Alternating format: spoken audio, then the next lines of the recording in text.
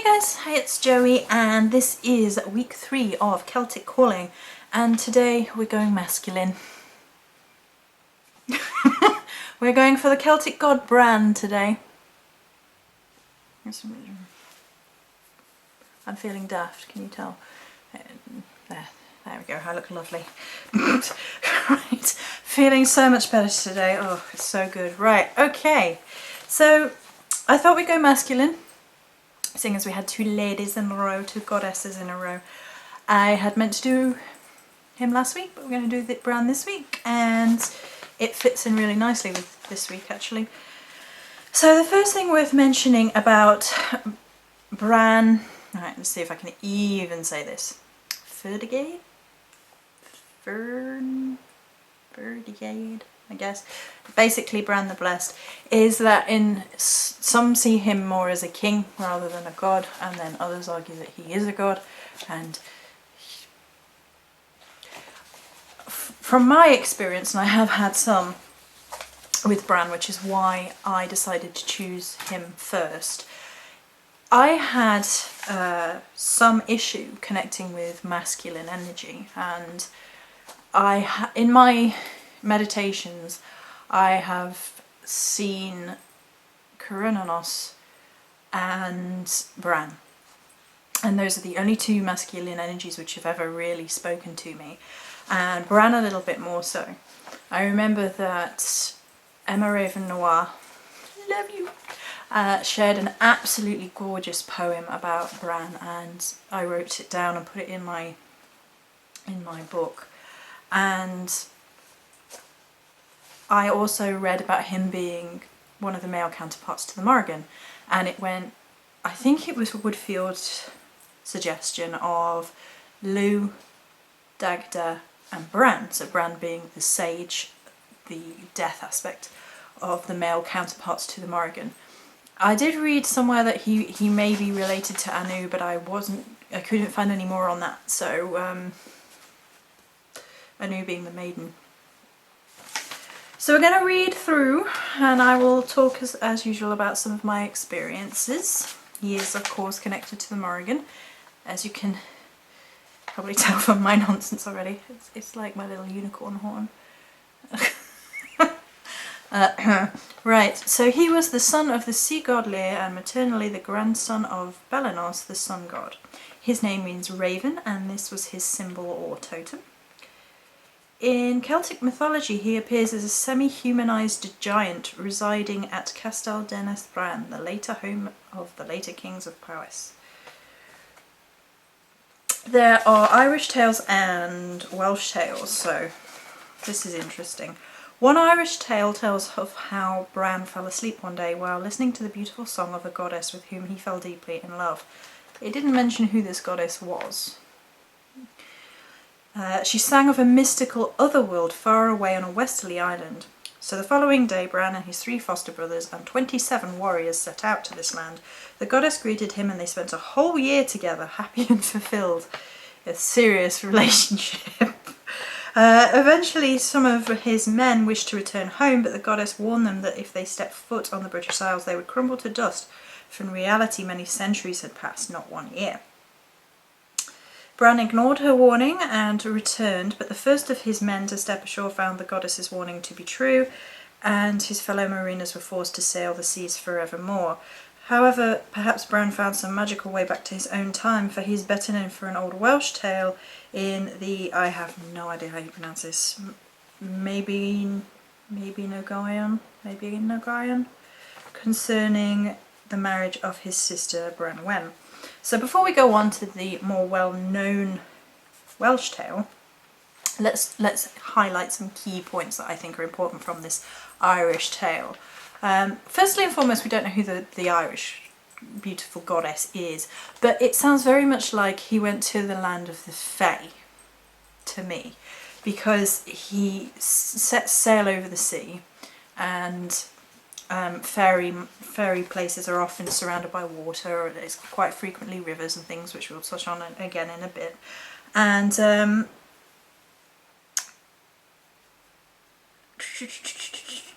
there's that passage of time which isn't the same as normal passage of time, which is a Fae-See thing. And she sang to him, and that's why he fell deeply in love. Could it be the Morrigan? It's a feasible possibility. It's not written down. Ooh, and I will knock the camera as I wiggle about. Wiggle, wiggle, wiggle. Wiggle, wiggle, wiggle, wiggle, wiggle. I have no idea. I'm in a weird mood today. So we don't have any confirmation here. I am going to go read around some more to see if anywhere it does mention who the goddess is. But there is that element of it could be, you know, she's quite a seductive lady, and the whole power of the voice thing coming in here again. The fact that they went to a other world, which connects Bran with the other world, and it has sort of the passage of time and that sort of death aspect going through. But it's not one of the more well-known tales, and the more well-known tale goes like this. Desirous of an alliance with other Celtic nations, he gave his sister Branwen in marriage to King, I have no idea how you say it, Matholch of Ireland. This outraged his brother Ifninsen,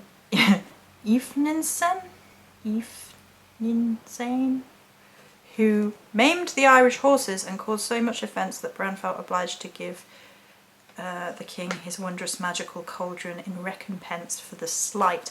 This brother, not a nice guy. Maiming horses would be an absolute horrendous crime to the Celts. It is now. But back then the Celts relied on their horses. They were for battle, even in non-battle times. You know, they were a symbol of wealth and prosperity, and it would just be a huge insult. Huge. Huge.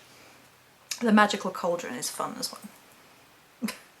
Though the Irish king was satisfied with the apology, his people did not forget, and some years later, despite Branwen bearing him a son named Gwern, the king was persuaded to eject the lady from court to work in the kitchens. Branwen sent her pet starling, reed perhaps Raven, to seek help from her brother in Wales. Bran was astonished to hear of the ill treatment of his beloved sister, gathered his mighty army and crossed the Irish Sea to rescue her. Matholwich retreated westward upon seeing the mighty Welsh forces, but Bran helped his men cross several mighty rivers in order to follow him, and eventually forced him to abdicate in favour of his son Gwern. Bran only accepted on the understanding that a house was built big enough to hold him, Bran. Unfortunately, at the truce celebration feast, that brother again, I have no idea how you say this, Ifninsen, I guess, threw Gwern into the fire, and hostilities quickly resumed. Threw his nephew into the fires. Ugh. The bloodiest of battles ensued. The Irish were able to reincarnate their dead using the magic cauldron that Bran had gifted them previously, so the fighting went on and was harder than ever before. Neither side was triumphant, and only 7 Britons escaped alive. Bran was not amongst them. He had been mortally wounded by a poisoned dart to the foot, only surviving long enough to have his head cut off. Not that it apparently stopped him.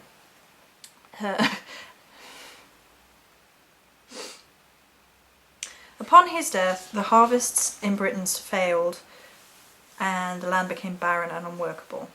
The 7 survivors returned to Britain, taking Bran's still-talking head with them.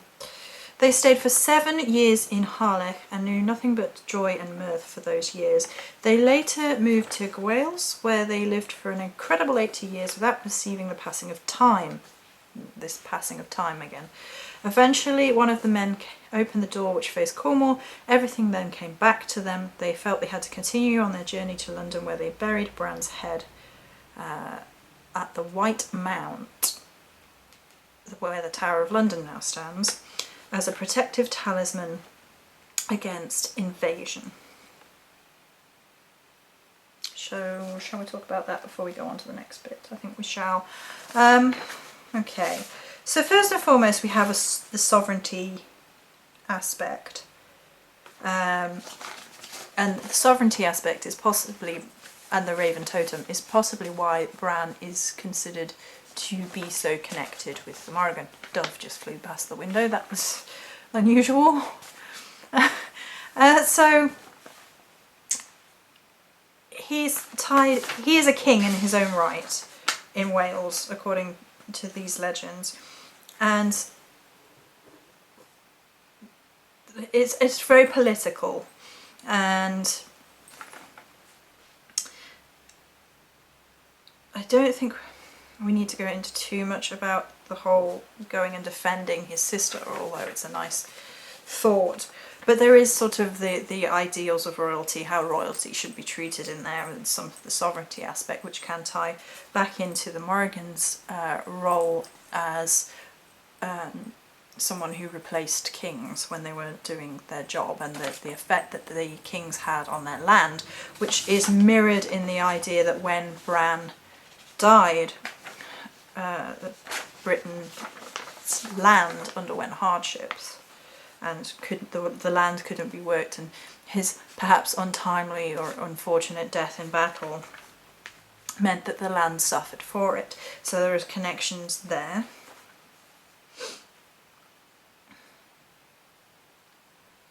Not sure about what the whole deal with his brother is about. I think they should have locked him up, to be honest. The magic cauldron is what makes Bran associated with the sage aspect, much, as well as the other world travelling. And the magic cauldron is to do with regeneration, and it was a very important sort of magical tool, in particular to Celts. Still is now. We consider it to be like a tool of life, death and rebirth. It's a physical representation of the womb of the goddess. And there is something incredibly magical about cauldrons, I have to say. They are one of my favourite symbols, one of my favourite magical tools. I have 2 working cauldrons. I have one for water and one for fire. And they are a transformational tool. And the fact that Bran is so tied with the cauldron, as well as other things in the stories, show that he's a transformational energy, a transformational god. He doesn't die, his head keeps on talking, and if that's not a little bit creepy, and all to do with the realm of magic, the other world, the underworld, not passing on like a normal mortal might, then I'm not quite sure what is. The fact that 7 men survive is worth noting, you know, 7 being quite a mystical number, quite frequently. I mean, you know, a seventh son of a 7th son is a wizard in the mythos, and 7 being quite a mystical number.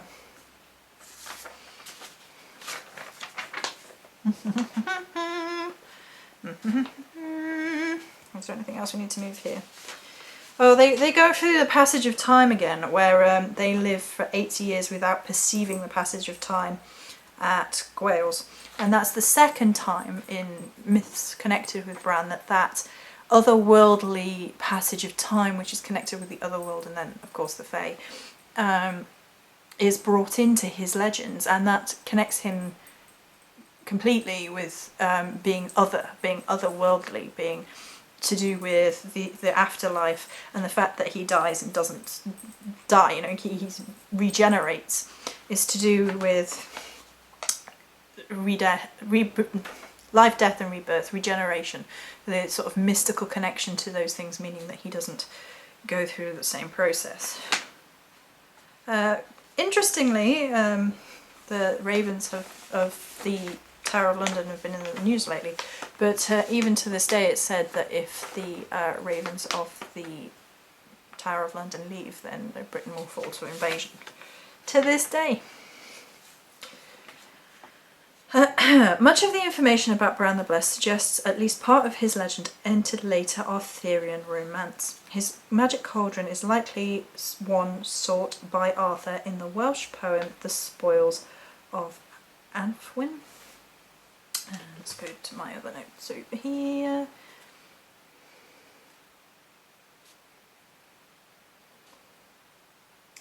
The Grail in Arthurian legend is believed to have been derived from the cauldron of Bran the Blessed, who was watered down to be the Fisher King, similar to Morgan Le Fay. In the second branch, Bran has a cauldron that can resurrect the dead, which sort of coincides with the two Welsh texts, Culhwch and Olwyn, in which King Arthur's men must travel to Ireland to retrieve a magical cauldron, and the obscure poem The Spoils of Anwen, which speaks of a similar mystical cauldron sought by Arthur in the otherworldly land of Anwen.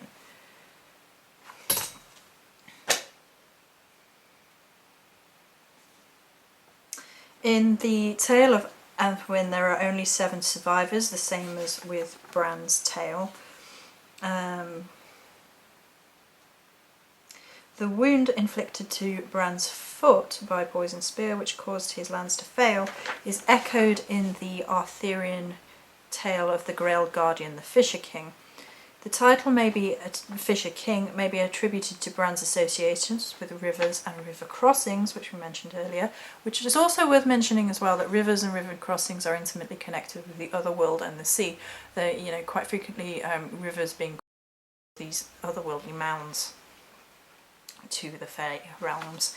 And the Fisher King's castle was Corbenic or Castle Dinas Bran, both names derived from raven or crow. The Fisher King, like Bran's head, could feast with his followers indefinitely, and his forename was said to be Bron, a transformation of the name Bran. So there you go. I am not going to go over all the Arthurian myths and legends. If you want to read them, they are fully worth going and researching, and a lot of them are believed to have been derived from Celtic myths, which helped me because as a child I used to love Arthurian myths and I never fully understood why, and then when I realised about the Celtic connections it started to make a lot more sense to me. I was like, phew, phew. And of course Morrigan also gets transformed within the Arthurian myths to become Morgana Le Fay, just becomes sort of a nasty sorceress, depending on which myth you read. So that's the connection there, that Bran appears as the Fisher King within Arthurian myths, and arguably the Morrigan appears as Morgana Le Fay within Arthurian myths, gives them another connection. Whew. So, within terms of my own recollections and experiences, I've felt his energy, and it was to do with ravens, as the ravens and crow totem connection and messages, and with him being to do with the other world, to do with that sage aspect.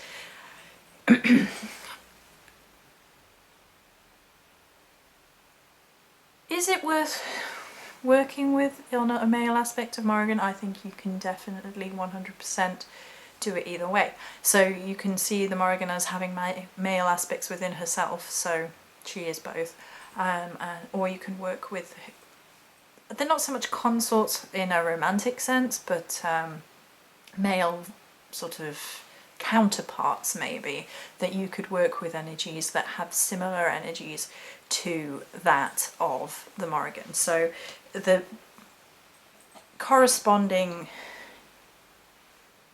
feminine side would be Babe to Bran, who have more in common than you might think. So Babe being intimately connected with battle, and Bran's main stories of him going to war, defending sovereignty, defending sovereign rights. So they're absolutely connected, absolutely. And the raven totem animal and the realm of magic and the other world and of death, those things all being very intimately connected. So it's some really interesting stories, and they have similar themes going through. They have, your sovereignty going through, the defending of sovereignty going through. It's interesting how he comes to the defense of a female, and then that's what... Yeah. I don't know about that, but of course if these stories are derived from the oral or have changed over time, then